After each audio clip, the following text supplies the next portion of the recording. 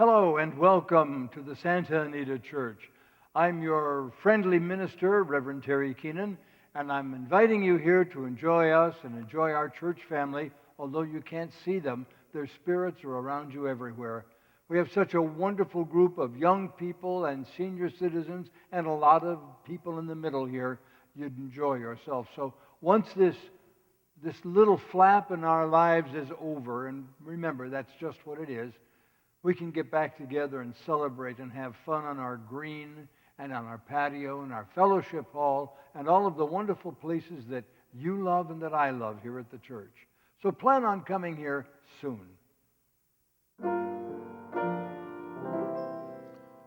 Perhaps love is like a resting place, a shelter from the storm.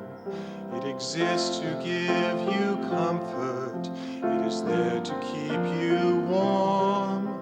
And in those times of trouble, when you are most alone, the memory of love will bring you home. Perhaps love is like a window, perhaps an open door. It invites you to come closer. It wants to show you more. And even if you lose yourself and don't know what to do, the memory of love will see you through. Oh, love to some is like a cloud, to some as strong as steel, to some a way of living, to some a way to feel. And some say love is holding on, and some say letting go. And some say love is everything, some say they don't know. Perhaps love is like an ocean, full of conflict, full of pain, like a fire when it's cold outside, or thunder when it rains. If I could live forever and all my dreams come true, my memories of love will be of you. My memories of love will be of you. Our theme for this month is The Heat is On. And we're turning up the heat here at the Santa Anita Church by deepening into the ideas of blueprinting and bridging and building the life that is our answer to the divine invitation. The life that is our answer to the divine invitation is the life of our divinity-inspired dreams. You've all probably heard the phrase, "You can't get there from here." Well, today I want to suggest that you actually can. Before digging into this idea, I want to be sure we realize that spiritually speaking, there isn't a here and a there. It's all one. And in the all one, there isn't time, space, or distance. But in our world of human experience, we can feel the contrast between where we are and where we want to go. So again, the common phrase is, "You can't get there from here." But I say, yes, we actually can get there from here if we're willing to bridge the gap between our vision, what last week we called our blueprint, and the life itself, even when the bridge gets shaky and we lose our balance. Body, body, body. We're thinking of that now because we get so many things locked into our bodies. So, to lay the groundwork for this morning, I want to remind you of something you might have forgotten, but it's something very, very important to remember. Before you came to the body, Long before you came into this physical form, you made a deal with the universe to live in ways that you are most fully alive and most freely expressing your divinity as it shows up through your unique talents and gifts. Long before you became Sally or Joe or Fred or Amy, you actually agreed to answer the divine invitation. You agreed to experience joy, love, abundance, creativity, fulfillment, expansion. You agreed to be blessed by blessing the world with all you have to offer. Now we might lump that all together and say that you agreed to experience success. Now just take a moment to remember that time. Take a moment to get back in touch with that agreement. Before coming into this life experience, you agreed to be blessed by blessing the world with all you have to offer. Before coming into the world, you agreed to be a success. Let's say it together. Say it with me now. Before coming into this life experience, I agreed to be blessed by blessing the world with all I have to offer. Before coming into the world, I agreed to be a success. I also want to remind you of the powerful passage from Genevieve Baran's book, Your Invisible Power. And on page 52, she's quoting from Judge Troward's Dore lectures, which we shared last week. And it speaks to this agreement we made in a different way. Genevieve Baran wrote, "My mind is a center of divine operation. The divine operation is always for expansion and fuller expression. And this means the production of something beyond what has gone before. Something entirely new, not included in the past experience, though proceeding out of it by an orderly sequence of growth. Therefore, since the divine cannot change its inherent nature, it must operate in the same manner with me. Consequently, in my own special world, of which I am the center, it will move forward to produce new conditions, always in advance of any that have gone before. That is what we came to this earth to do. But somewhere along the line, an inner thermostat was set at less than that. We created some paradigms that say we can only be so successful and not past that upper limit and those paradigms or the thermostat setting, because they are now ruling and controlling us.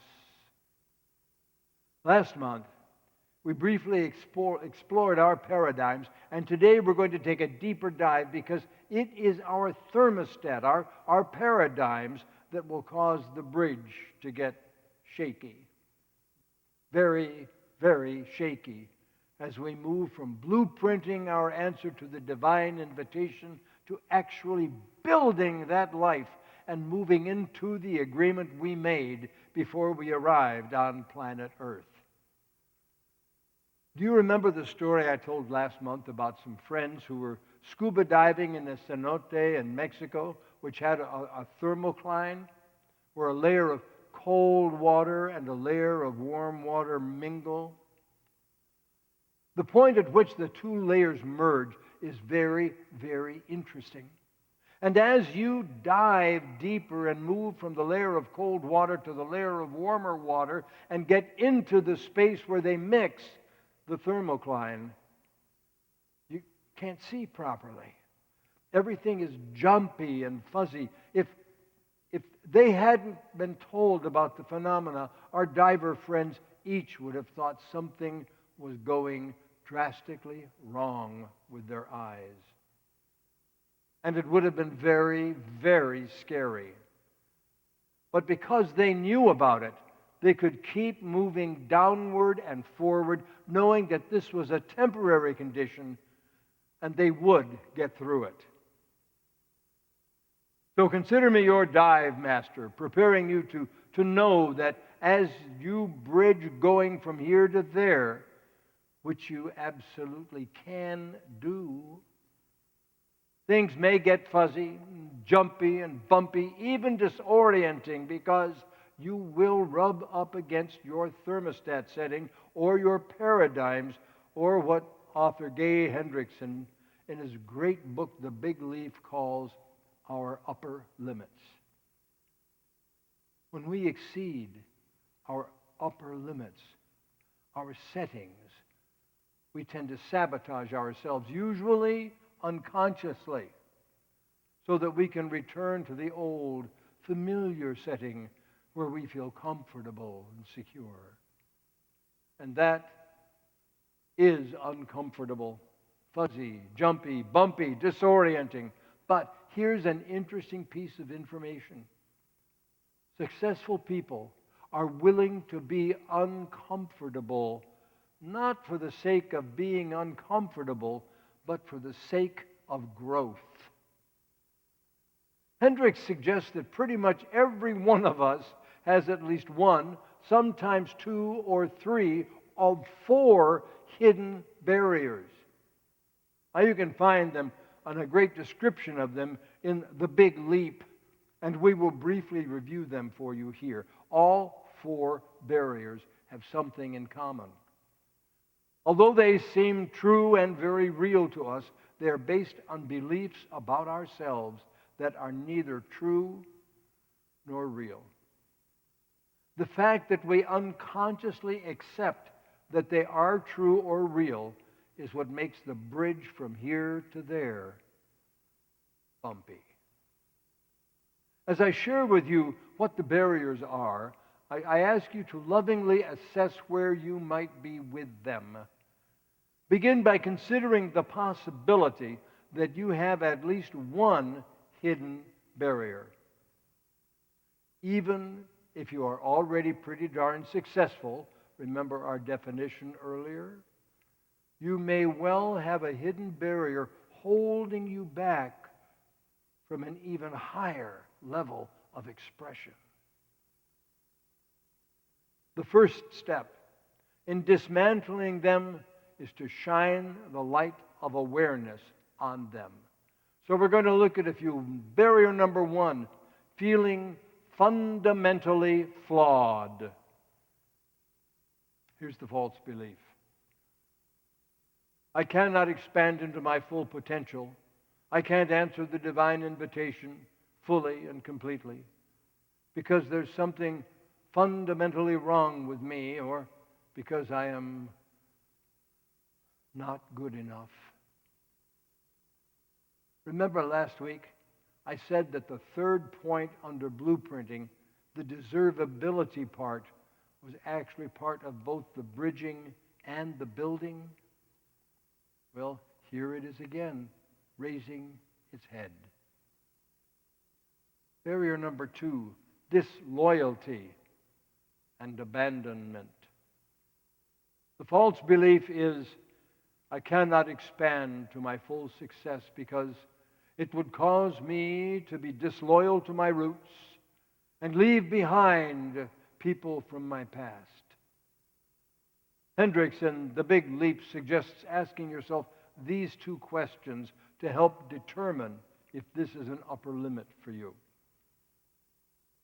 Did I break the family's spoken or unspoken rules to get to where I am?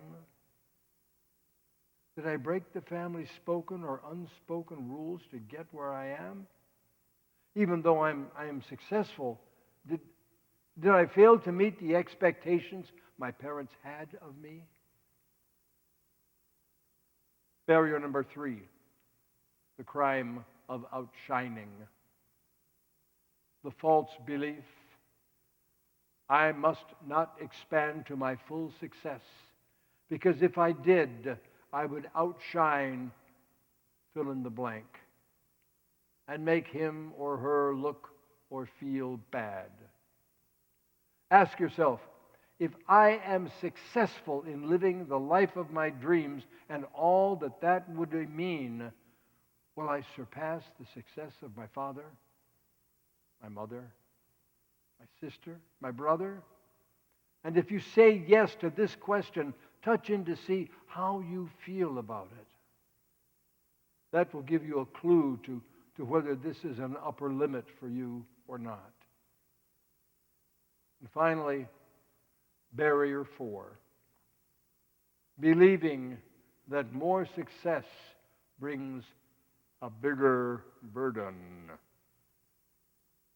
The false belief, I can't expand to my highest potential because I'll be an even bigger burden than I am now, or I will be more burdened.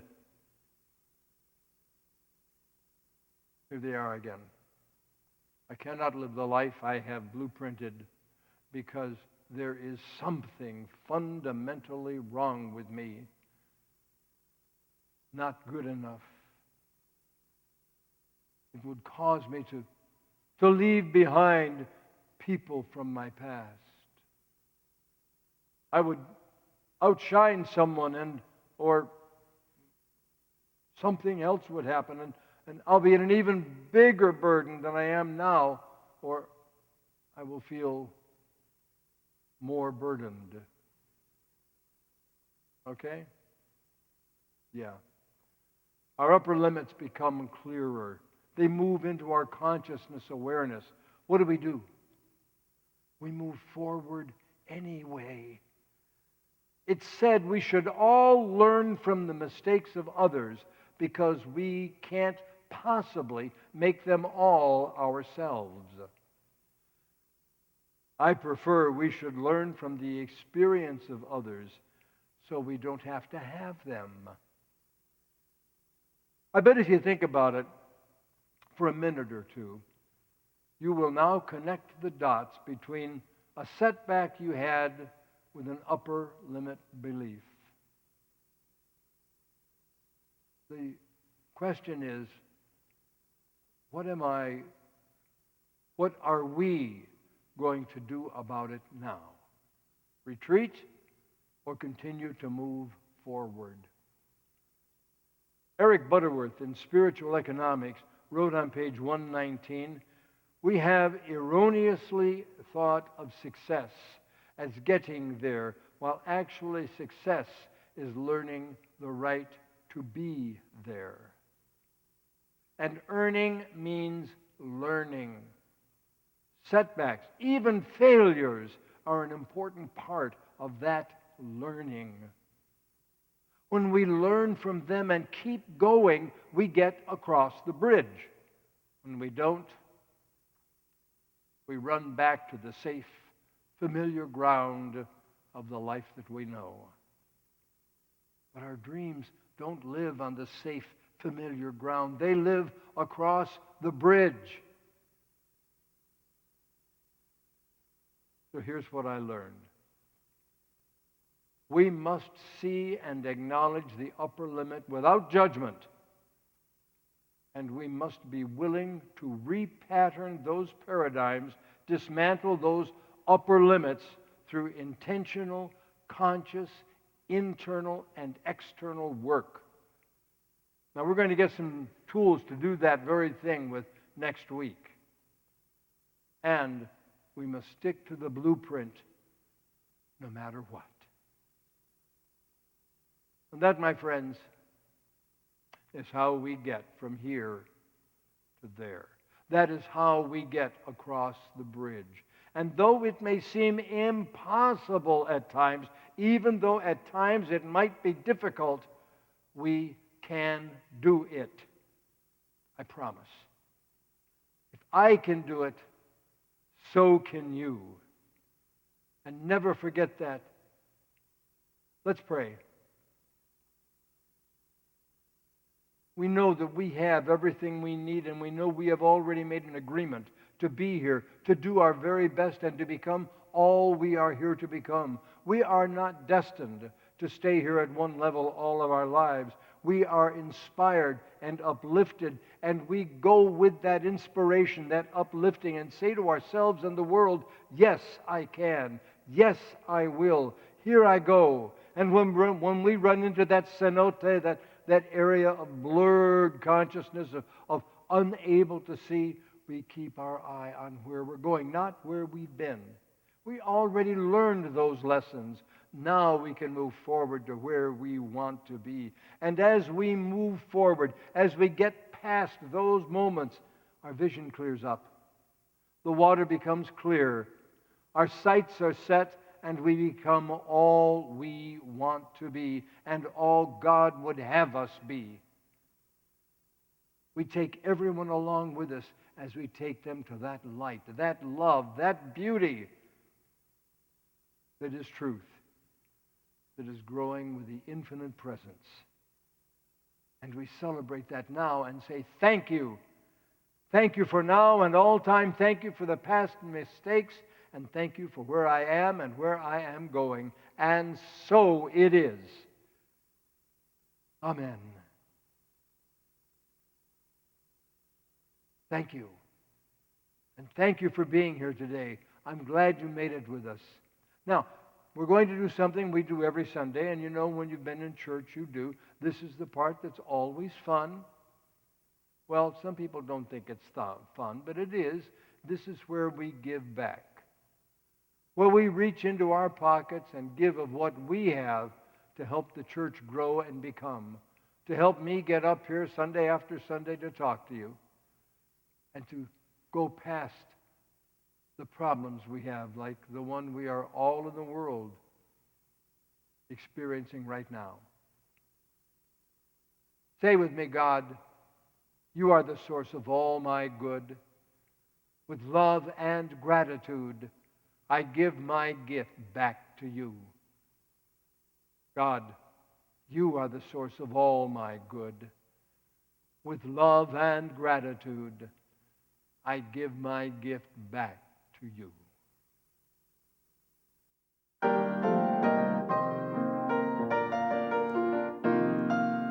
Let there be love on earth, and let it begin with me. Let there be love on earth, the love that was meant to be. With God as creator, united all are we. Let us walk with each other in perfect harmony. Let love begin with me. Let this be the moment now. With every step I take, let this be my solemn vow. To take each moment and live each moment in love eternally. Let there be love on earth, and let it begin with me. I want to thank you again for being here. You know, we're going through a tremendous change right now in the entire world. There are some that are going to come out and continue to preach lies, to tell you lies, to change the truth from what is. Pick up your paper. Turn into the news. Notice what is happening in the world. This is not a time for joy, but it's a time that we can be joyful knowing that we can survive it. Every time we wash our hands before we go near anyone, we're taking away the chance of contracting something from them or giving them something from us. Every time we go out in public and we wear that mask, which so many people like to harangue against, I still don't understand it. It's just a piece of cloth on your face. If it was Halloween, you'd love doing it. Pretend every day is Halloween. Every time we put that mask on, we may have saved someone's life. Every time we go out of our way to keep a social distance of 6 feet between us and everyone else, we have saved a life. Last weekend, I attended an event where all kinds of people were having a picnic. But they were not picnicking together. They had established a large social area. There was a family of 5 way back in this corner here. And there was a family of about 4 up in this corner. And then there was a family of about 5 or 6 back in this corner, and 3 here, and 2 there. And they were spread out around their areas, and it was so exciting to see people respect each other by giving each other space. If someone has a problem, help them. We're all here together. Yesterday on the radio, I heard Lou Gossett say, "We will never have the peace we seek, the health we want, or the joy until we all sit at one giant table of reality, one giant table of equality, one giant table of love." This is a great time to start doing that. It is not a time to blame anybody else for what's going on. Blame yourself. As I've told you before, when I come to work in the morning, one of the first things that I hear is a lovely voice saying, "Did you wash your hands?" When I go out, if I go to the store or run an errand, I come back and that same voice says, "Did you wash your hands?" And I wash my hands. They have not turned into bloody stumps or chapped things. I use more hand lotion than I have. But I have stopped a chain of what could be negativity to other people. Let that be your purpose now. Be not there to show the lies of someone else, not there to pretend to show the truth of someone else. You're there to live and to help others to live so that we can all cross that bridge as we're supposed to and accomplish all our good. And I ask now that you do that. I ask that you reach out to each other in love. And know that that's your purpose in life. And as you go now, may the light of God surround you. The love of God enfold you. The power of God protect you. And the presence of God watch over you. Wherever you are, God is. And all is well. Amen.